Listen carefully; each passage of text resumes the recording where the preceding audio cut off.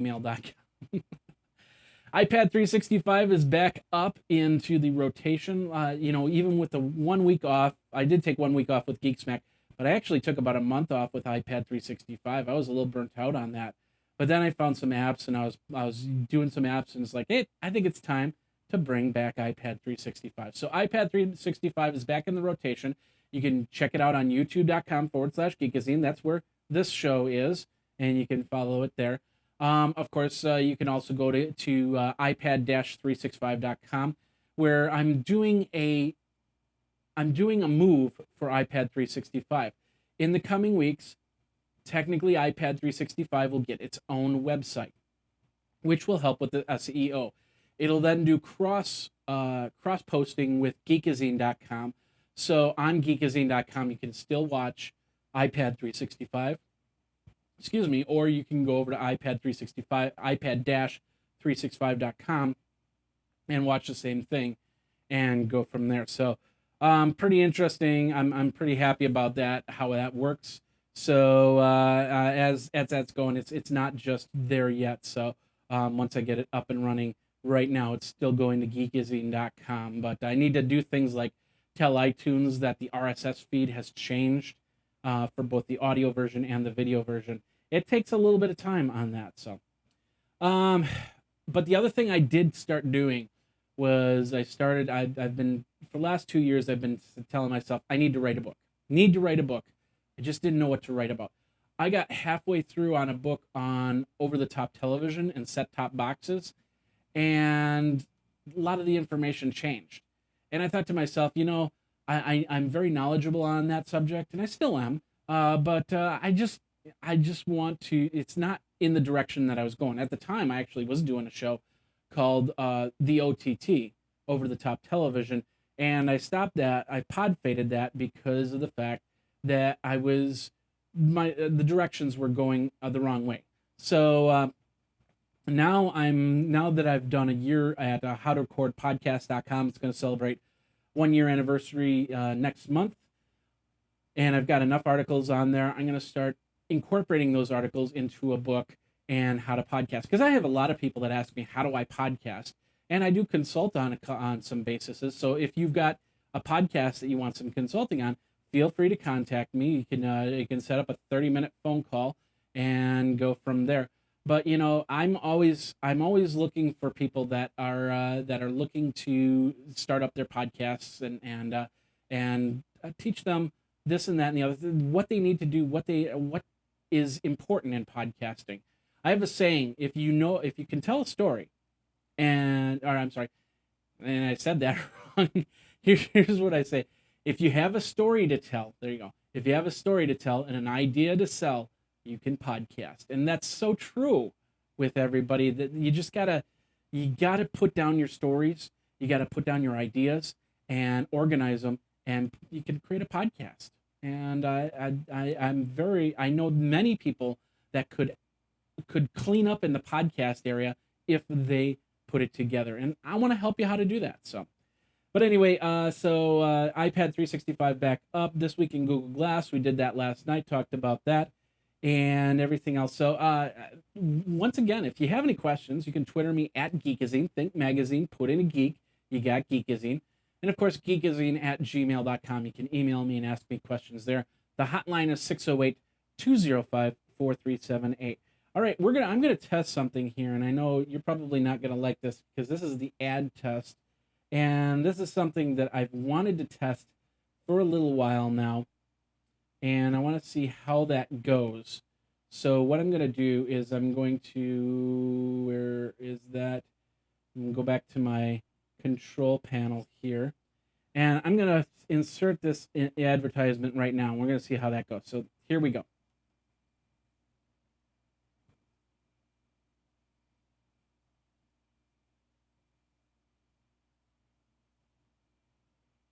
All right, so we just inserted the advertisement, and we've got, it looks like we're not too bad here on the time, the backup time. It looks like a 30-second window here.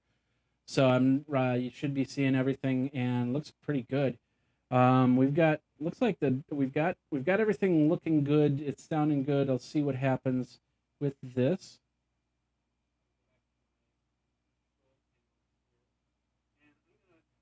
I'm going to test this really quick.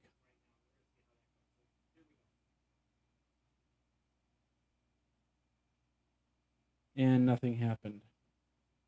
So there's something going on with the ads insertion. I'm not exactly sure, but I can do this slate in, slate out thing. So which I mean, if I hit this,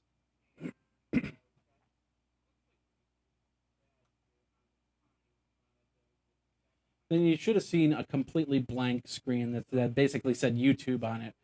And usually, if I was to do some sort of ad, if I was recording this and streaming at the same time, and I was to do an ad, I could actually put in the slate insertion.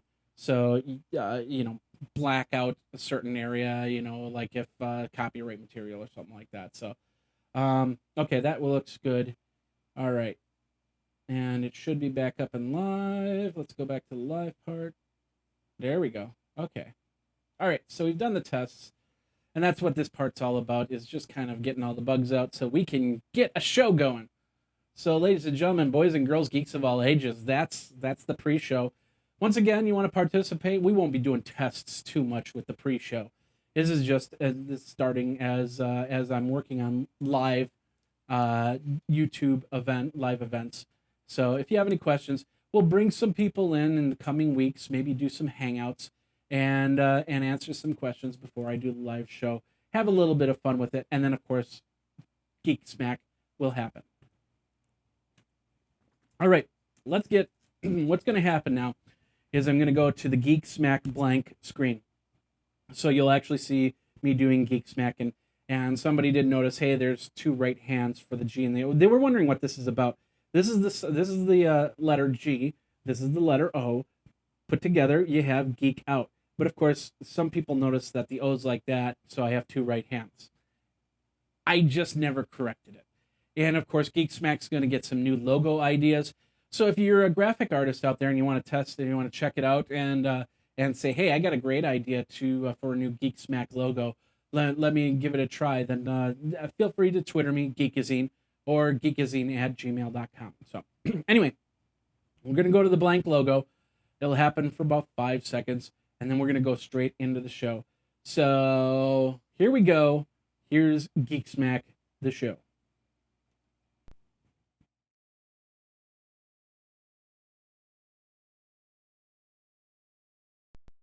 This is the Tech Podcast Network. If it's tech, it's here. Ladies and gentlemen, boys and girls, geeks of all ages, welcome to Geek Smack episode number 266. I took a week off, and this is episode 266, because last week I had no idea what episode number I was on. We're on episode 266. My name is Jeffrey Powers. I do know that for a complete fact, and we've got a great show for you. Last week, WWDC, we got to see the new computers coming out and the new version of OS X Mavericks. And then, of course, iOS 7. And there were a lot of people that are saying, wow, that looks a lot like Android. And, of course, so we're going to talk about that, the differences and the similarities. And we're going to talk, is Apple actually copying Android, or are they on the right track there? Today, we're brought to you by our friends over at Citrix and GoToMeeting, of course, Day in Tech History, Roku, and, of course, all the switching. How we do this is through Wirecast on YouTube Live over at youtube.com/Geekazine. Let's get into your Geek Smack for this week.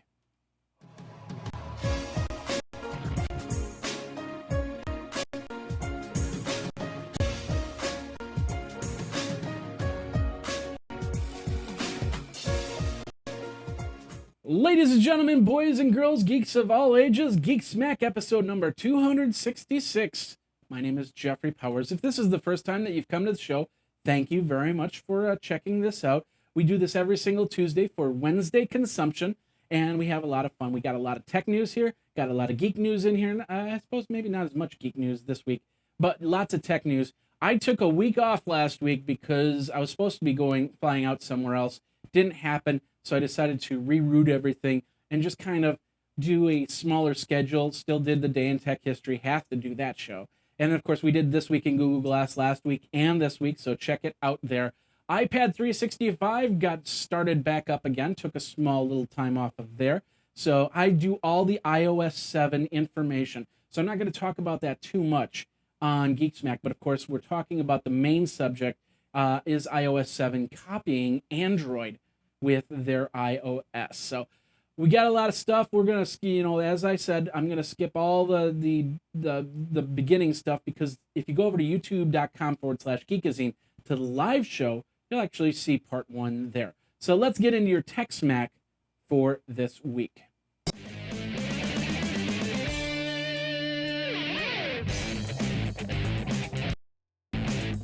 And of course, Tech Smack is brought to you by our friends over at Citrix and GoToMeeting, where meeting is believing. You know, summer is almost here. It's actually this Friday.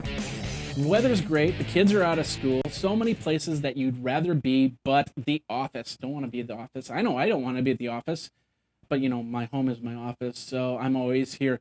But I go out to coffee shops. I go out other places, kind of enjoy the sun, get that melanin or melatonin getting in my skin and stuff like that, so I can be nice and relaxed and meet with people and get business done.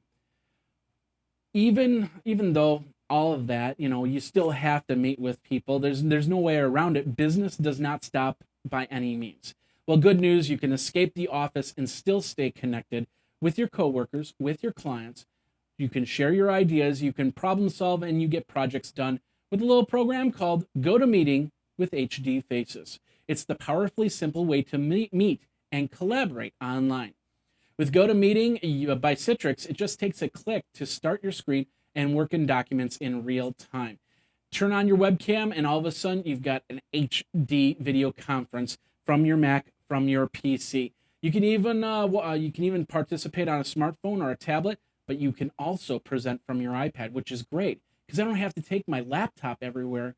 If I go to the coffee shop, I just take my iPad. If I need to start a meeting, plug in my headphones and start the meeting and pass it off to other people. And it works really, really well, even in certain cafes where the Wi-Fi is not that great sometimes. So check it out. I've used this for over 5 years. I've seen how well it does, and I've done so much business with it.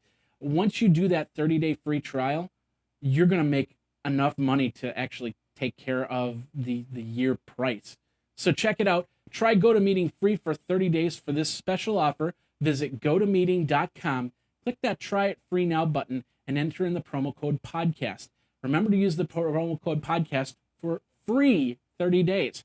30 days for free to try it out and do what you need to do and make lots of money with it. So check it out over at GoToMeeting, where meeting is believing. All right, let's get into your Geek Smack for this week. We're going to start off. WWDC did happen last week.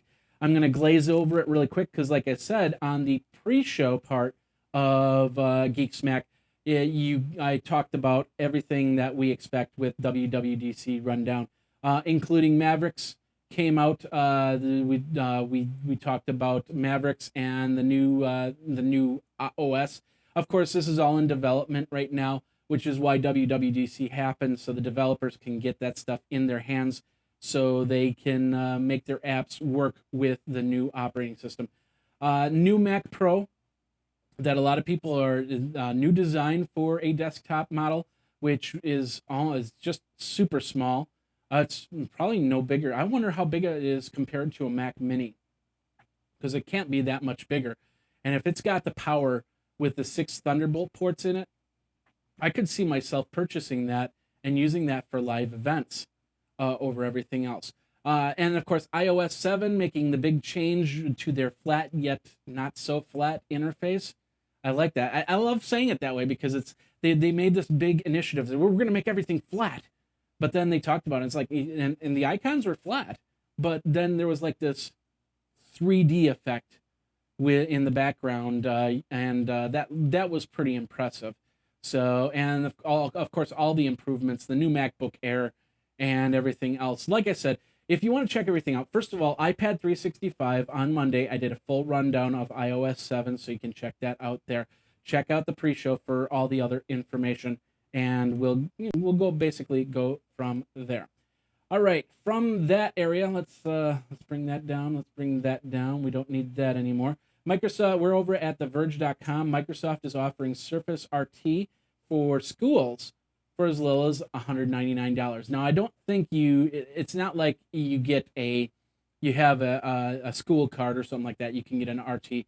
I think this is for schools that buy in bulk. If a classroom size, I need 30 Surface RTs. And they're bringing the price down to $199. And this is for a 32 gigabyte model. And now you got to remember, with a 32 gigabyte model, you're not technically getting 32 gigabytes because almost half of that is the operating system itself. So you get about 16 gigabytes when it's all said and done. They're going to give everybody a touch cover, and the RT, like I said, is going to be down to $200 to $250. I think it's $199 for the Surface, and then $249 with the cover, the keyboard cover. And then, of course, everybody else still has to pay $599 for the RT model. That's with the ARM processor. So if you want to read more on that, go over to theverge.com. All right, let's go from there. Let's bring up a couple more here. We're going over to techcrunch.com. Instagram is getting video on June 20th.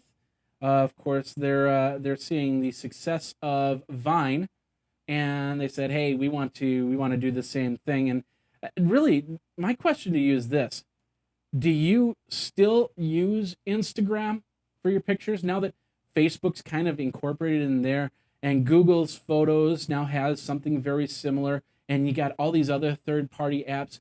Do you still use Instagram to take pictures and send them through to Twitter and to Facebook? Let me know. Twitter me at Geekazine, of course, geekazine@gmail.com, or the hotline is 608-205-4378. But this is interesting. I think Instagram's really feeling the strain of what's, like I said, they don't have anything proprietary. It's not like these filters, if somebody else uses a similar filter, they can't sue anybody. So everybody's going, well, if everybody loves the Instagram idea, we'll just put it into our app because it's a camera app anyway. So I don't know. I think Instagram is getting ready to be on its way out. But I might be wrong.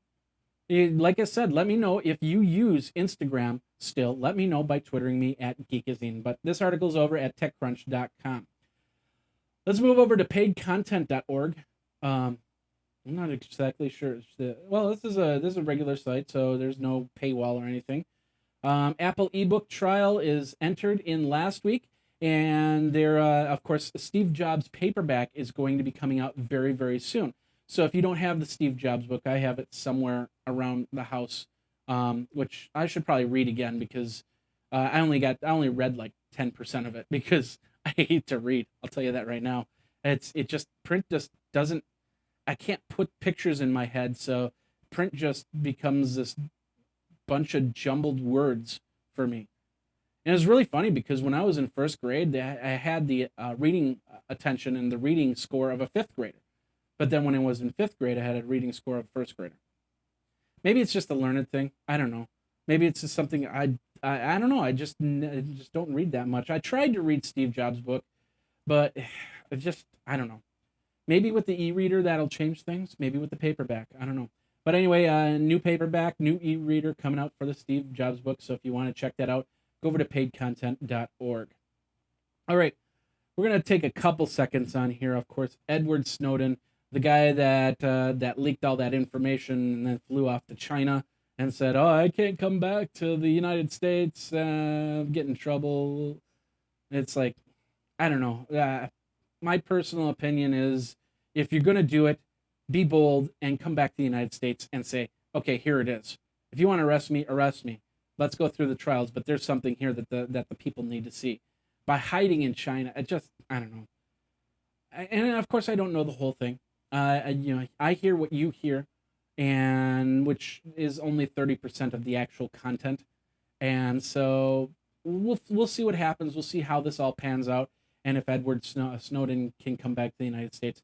But in the meantime, theguardian.co.uk did a live chat interview, and hopefully this will answer a lot of the questions. If you haven't seen this, check this out. Like I said, it's over at theguardian.co.uk. Moving on from there, we're going over to Ars Technica. Texas has become the first state, yeehaw! Don't know why I put that in there. But anyway, the first state to require or ask for email snooping. They can snoop your email. Not totally, it's not like this, oh, I want to take a look at your email. There you go. I'm looking at your email. No. They have to have a warrant, and in that they can snoop any type of email and when the email client is in Texas, then there's nothing you can do about it. It's just going to happen. But if the email client is, let's say, in Kansas or New York or something like that, will that warrant still be valid to be able to look at somebody's email? Things to think about. But if you want to read more on this, go over to arstechnica.com.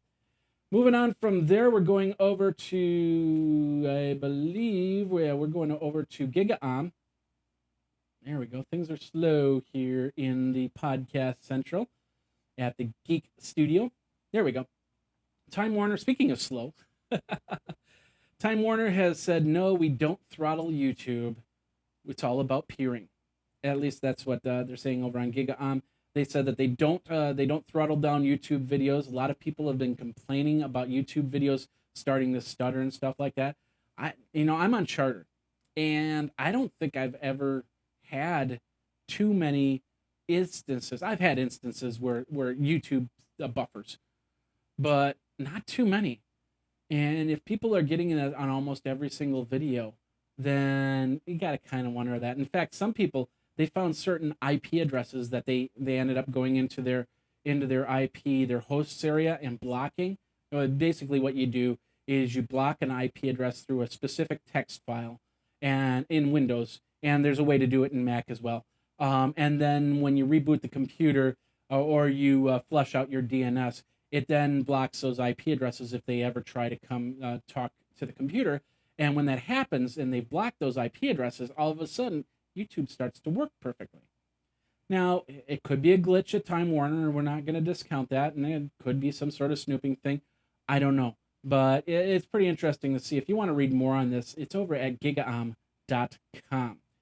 Moving from there, we're going over to CNET. Sprint has expanded their LTE footprint. They got 22 new markets. Wisconsin here.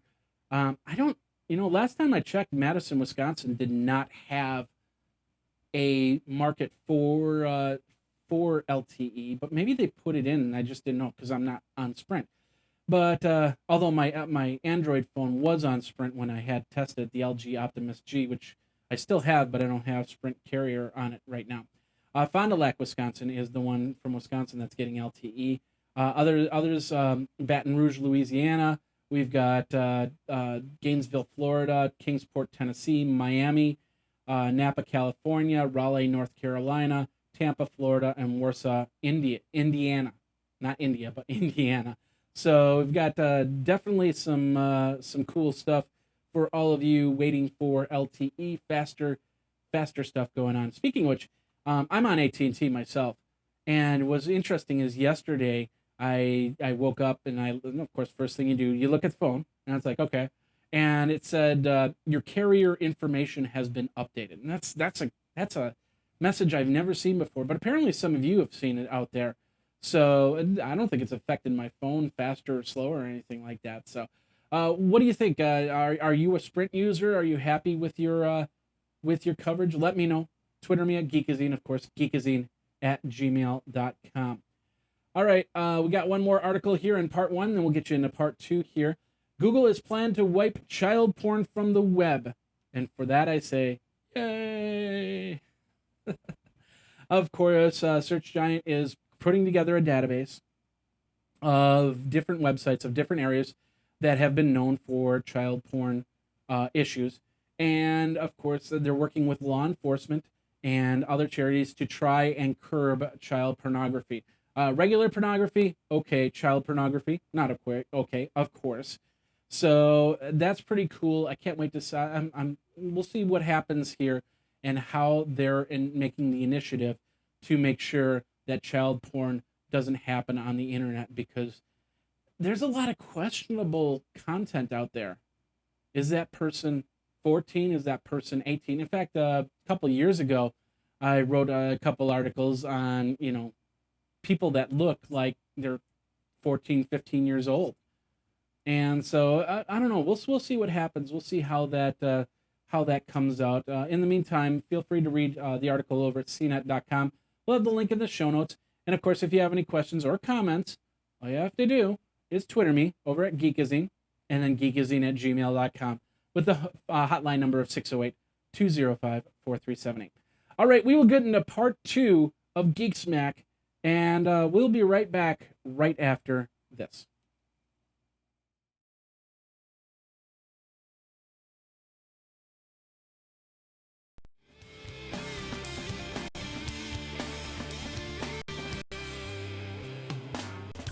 All right, part 2 is brought to you by my other website, The Day in Tech History, over at www.dayintechhistory.com. Got a lot of great tech history news, including today, which I completely forgot what happened today. We've got some great news here. Let me look it up really quick.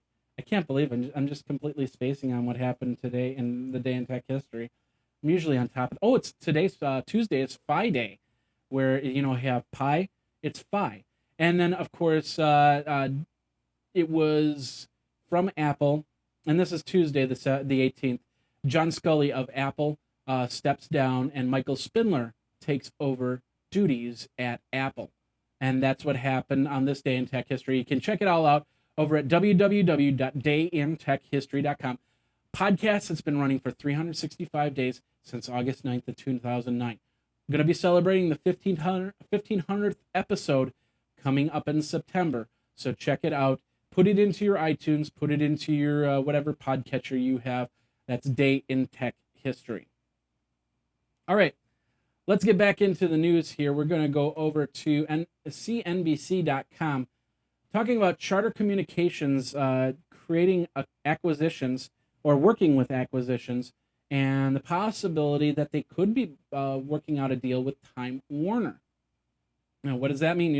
We talked about Time Warner and their possible throttling from the first section. But if Charter is making a bid for Time Warner, that means that Charter really wants to get more piece of the pie. They have one of their shareholders is Liberty Media, and I guess they're pushing them on acquisition targets, try and get into new locations. But if Charter was to buy Time Warner, would that be good for Charter? Would that be bad for Time? Well, be good for Time Warner because they're pretty much out of the market there. But what do you think? Would you want your Time Warner cable get switched to Charter? I'm a Charter customer, and it's you still pay the same prices as you probably do with Time Warner or Cox or Comcast or anything like that. The internet, I get a decent internet. It's not super fast, but it does the job, so I can do something like a live stream. So what do you think? Do you think you get an upgrade on that? Let me know. Twitter me over at Geekazine, of course, geekazine@gmail.com. And the article is over at CNBC. Once again, we'll have that in the show notes. All right. Moving over to a new website. This is called Quartz, and this is actually a very interesting story. This is about a man who created a Kickstarter for a board game. And he just wanted to make like a few $1,000s. And these board games that he did, he's from Cambridge, Massachusetts. These board games that he did, he just wants to make them by hand, nothing fancy. He's not going into the delivery business, but he just wants to have a good game. Well, apparently the $21,000 goal jumped to $73,000, and next thing you know, he was pretty much put into a pressure. Now he also worked at, I believe it was Staples, or let me see. He was working at Staples, yeah, and Staples made cuts. And he lost his job. So basically, he then, with the job, it brought a bunch of problems. He wasn't able to make his mortgage, and with this board game thing, it just kind of toppled on top of it. So he basically lost his house over that. Now, and some of this, I'm wondering if he didn't run the Kickstarter, if this would have still done this, and if he was a real entrepreneur, wouldn't he be able to take this board game and actually do something with it? I mean, if he went over on his Kickstarter, was it 3 times the price of the Kickstarter? Can't you take something and actually monetize that? I don't know. It's an interesting story, and an entrepreneur myself, I could see where you could actually take this to the next level, unless you don't want to. Maybe that's his thing. He doesn't want to take it to the next level and go from there. But interesting read nonetheless. Check it out. It's over at qz.com. New website that I've never been to before. So if you see any problems, let me know and we'll change it up. All right, really quick, Wi-Fi. Facebook is I guess creating some markets for Wi-Fi. I guess they're going to some coffee shops and saying, hey, we'll put in equipment for the Wi-Fi. But to use the Wi-Fi, you'll have to answer some privacy concerns and or privacy issues, and of course they're going to collect some data. So a lot of people are complaining about it. It's, of course, I don't think there's any place here in Madison that does something like that. I would guess down the road that would come in once they have a person here making the sales, people getting emails. I can think of 3 or 4 coffee shops that could really use that type of upgrade, and I would probably visit them. Collecting my data, if you know what you're doing, you can collect a lot of data from me, no matter what, and everybody else for that matter. As much as the unsecured, unencrypted stuff goes through the internet, web pages that we search, the emails that we send, a lot of that's unencrypted, so it passes through the air. You can intercept that and collect that data. So, and Facebook collects so much data as it is already from me. I'm online 95% of the time, so for me, not as much of an issue. But for a lot of people that do have concerns and the security clearances, they need to be a little bit careful about that. So interesting read. If you want to know more, check it out over at wired.com. And then let me know what you think. Do you think that this Facebook Wi-Fi idea, will that keep you away from a coffee shop, or will you not be concerned on that? Let me know by twittering me over at Geekazine. All right, speaking of which, I must have put in a different article. We'll talk about that in the one I was going to talk about in a second. But AT&T there's an article over on iClarified.com that basically says that AT&T has the fastest LTE network. True. If you're in a city, that is. They say that in some of the major cities, AT&T is the fastest of the network. However, Verizon is still overall nationwide coverage and some of the best coverage and best customer support off of that. So if you live in Boston, if you live in New York City, Philadelphia, Washington, Atlanta, of course they have a whole chart here on iClarified.com. They show you the Sprint, they show you AT&T, and they show you T-Mobile, and they show you Verizon.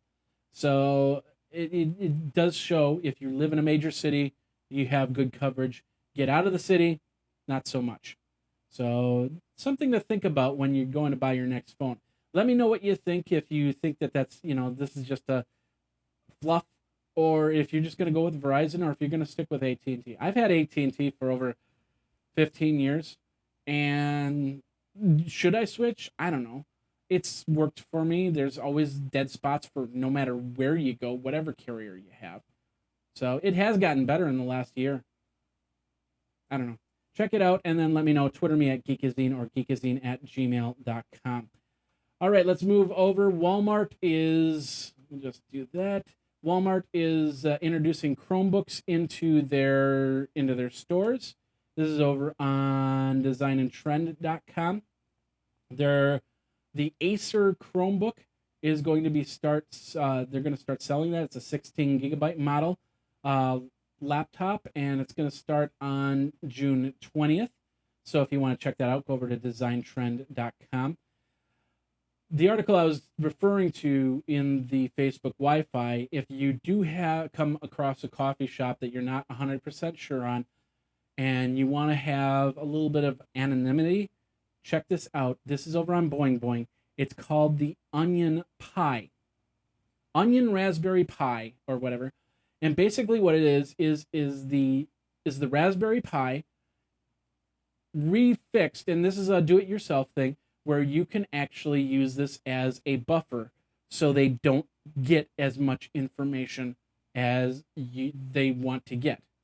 So basically what happens is you connect this device to the Wi-Fi in the coffee shop, and then it USB connects into your laptop in where the data, I guess, encrypts. I don't know. I'm not exactly sure. Let's see. It says you can browse anonymously anywhere you go with the Onion Pi Tor proxy. This is a fun weekend project with Raspberry Pi.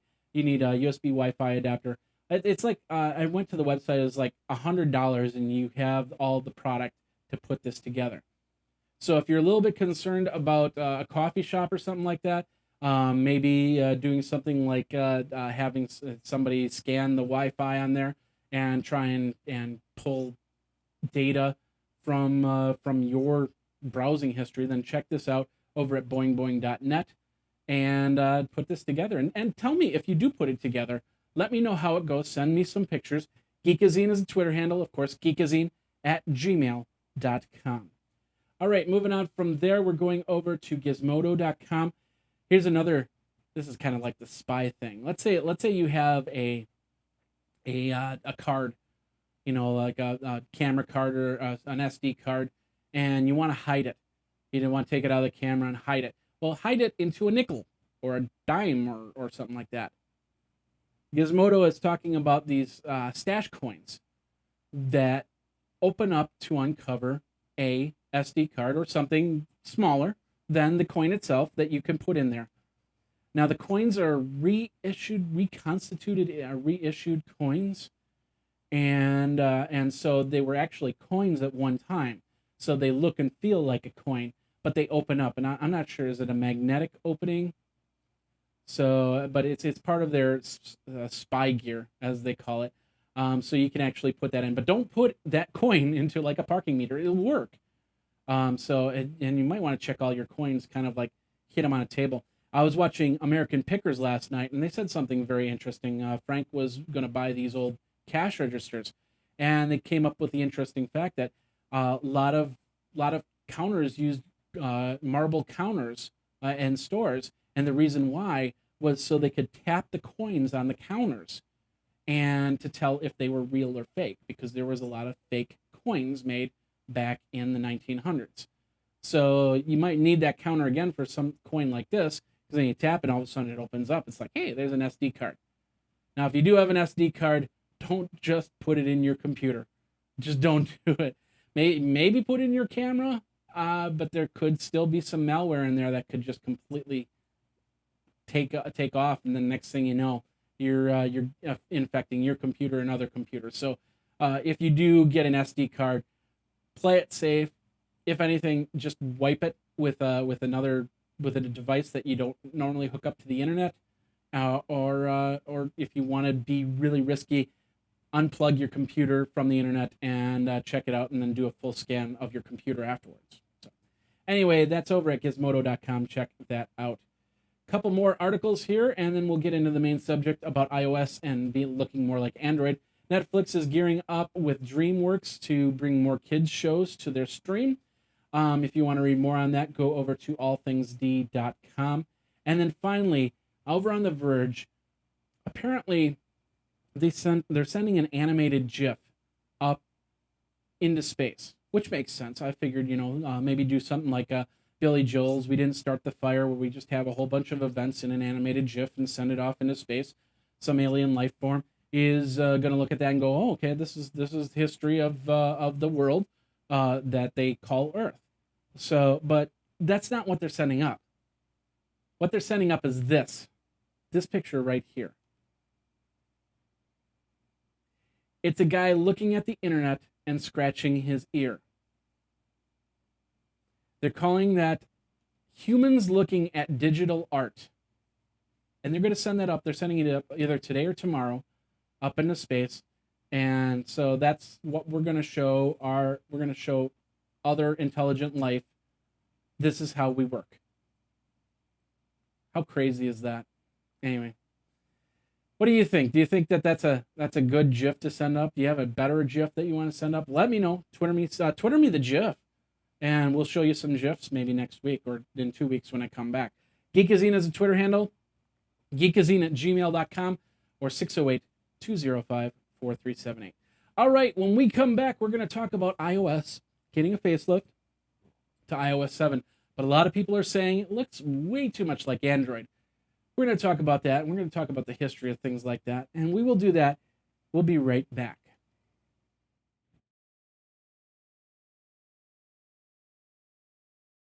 With over 700 channels to choose from, the Roku should be part of your entertainment center, and the price is great. You got channels from Amazon to Netflix to Hulu Plus, and of course you can add to your pay channels like HBO Go. You also have Disney for the kids.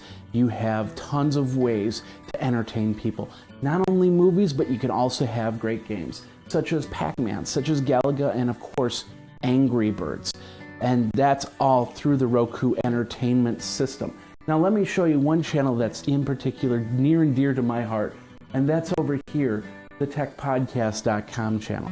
If you go to the techpodcast.com channel, you go into the video, and you go into tech news, you will find not only iPad 365, but Geekazine's special media feed, and then of course the show Geek Smack, all on your Roku right there. So check it out. Prices start at $50 to no more than $100 for all this great entertainment. Do that by going over to geekazine.com/Roku. That's geekazine.com/Roku to get yourself a Roku player and start watching movies, start watching content, and start playing Angry Birds over at geekazine.com/Roku.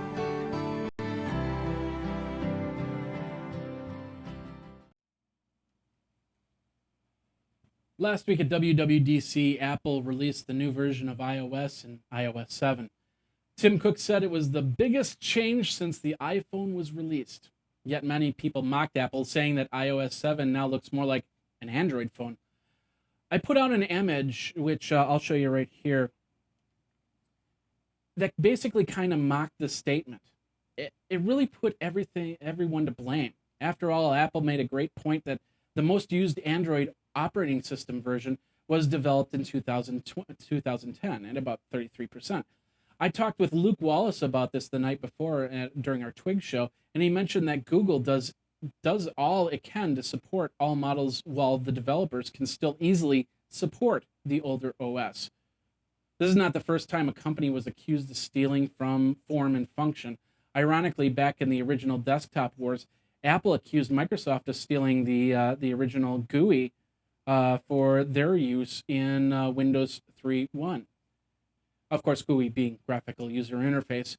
Apple took Microsoft to court because Windows GUI seemed to be heavily influenced by their Lisa OS, but then it was further complicated when Xerox came in and sued Apple for the same claims to Xerox graphical user interface. Now we move 10 years ahead. Mobile devices are the new computer, and we have the same problems. Are these problems where Google could sue Apple for a similar look and feel? We definitely want to protect intellectual property, but in some accusations, it just feels like they're trolling and hope to win so others can't use things like slide lock or the way icons are displayed on the screen or anything like that. It's like if the city of Houston was to sue the city of Kansas because the sky and cloud coverage looked similar to each other. Let's hope we don't have an issue like that with iOS 7 and Android. Lawsuits, while sometimes necessary, only hold back innovation and raise costs for mobile device to the consumers. Do you agree on that? Do you think that iOS 7 looks too much like Android? Do you think that Google might have a case on this? Let me know. Twitter me over at Geekazine. Of course, geekazine@gmail.com. And then the hotline is 608-205-4378.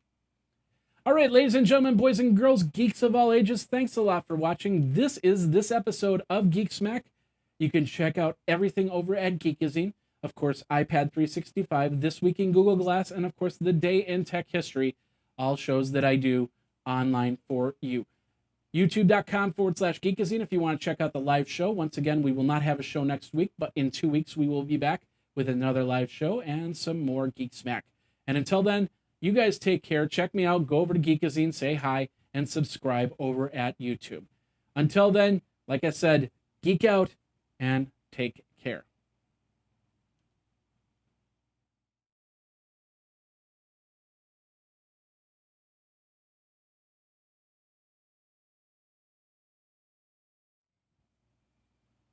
And that's the live show. Thank you guys very, very much for being part of the live show.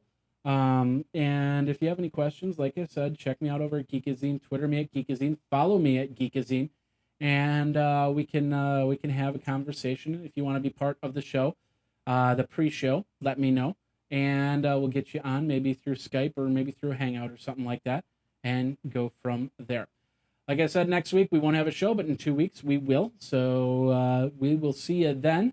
And yeah, take care. Geek out. See you guys later.